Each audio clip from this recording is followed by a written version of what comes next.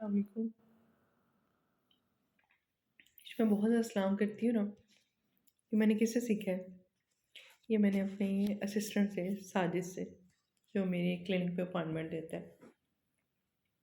اس کی مجھے اتنی پیاری عادت لگتی ہے کہ وہ دن میں اس نے مجھے 12 دفعہ میسج کرنا ہے، 12 دفعہ بات ہونی تو اس نے مجھ سے ہر دفعہ السلام علیکم کرنا ہے، اور میں اس کو جواب دیتی ہوں، اور غائبانہ پھر میں اس کے لیے غائبانہ اس لیے کہہ رہی ہوں کہ وہ آن لائن اپائنٹمنٹ دیتا ہے، میرے پاس نہیں ہوتا، کہیں اور جاب کر رہا ہوتا ہے، تو اس کے لیے پھر میں دعائیں کرتی ہوں، اور اس کے پیرنٹس کے لیے میں دعائیں کرتی ہوں۔ اچھی عادتیں جو ہے نا، کہ پڑھا تھا کہ اچھی عادتیں نسلوں کا پتہ دیتی ہیں، تو واقعی بات ہے، تو اس لیے میں ساجد کی ڈھیر ساری دعائیں دیتی ہوتی ہوں۔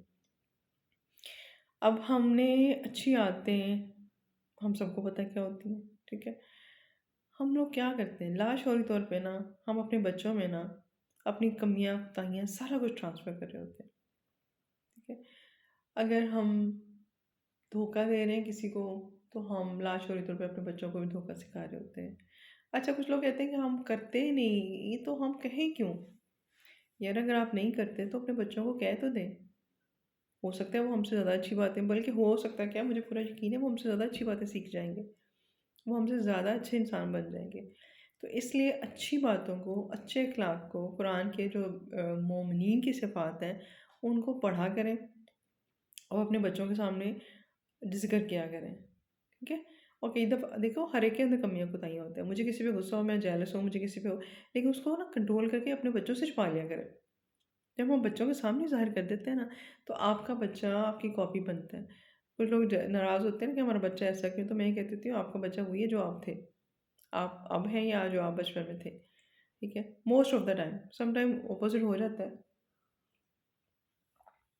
اگر آپ کو ساس سسر پہ غصہ ہے نا، نند پہ غصہ ہے، اپنے بچوں کے سامنے ان رشتوں کی بے عزتی نہ کریں، اور سب سے پہلے میں اپنے بچوں سے سوری کرتی ہوں اگر میں نے آپ کے سامنے کوئی ایسی بات کی ہے، تو ریلی مجھے احساس ہوا ہے کہ یہ غلط چیز ہے، اس سے رشتے خراب ہو جاتے ہیں۔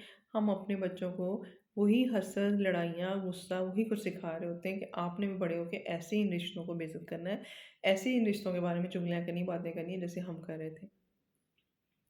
تو ابھی سے کوئی بھی وقت وہ نہیں ہوتا کہ جب تک ہم زندہ ہیں نا، کوئی بھی یہ نہیں ہوتا کہ بہت گزر گیا وقت ہے، نہیں، ابھی بھی ہم ریورس گیئر لگا سکتے ہیں، ٹھیک ہے؟ تو اپنے رشتوں کو سنبھال کے رکھیں، اپنے رشتوں کی قدر کریں۔ ایک اور بات میں نے کہنی تھی کہ ہم میں سے یہ کہتے ہیں کہ کسی کو کسی نے زیادہ، اللہ نے زیادہ دیا ہوا ہے، کسی نے ہی نعوذ باللہ، اللہ پاک نے اگر کسی کو زیادہ رزق دیا ہوا ہے، وسائل زیادہ دیے ہوئے ہیں، تو اپنے جو کم وسائل والے رشتے دار ہیں ان کو دینے سے گھبراتے ہیں، کہتے ہیں وہ برا سوچیں گے۔ آپ نے خود ہی زیوم کر لیا برا سوچیں گے، ان کی ضرورتیں اتنی ہیں، آپ اپنے وسائل میں سے کچھ اگر ان پہ خرچ کر دیں، تو اللہ کا حکم ہے کہ تمہارے مال میں ان کا حق ہے، حصہ دیا گیا۔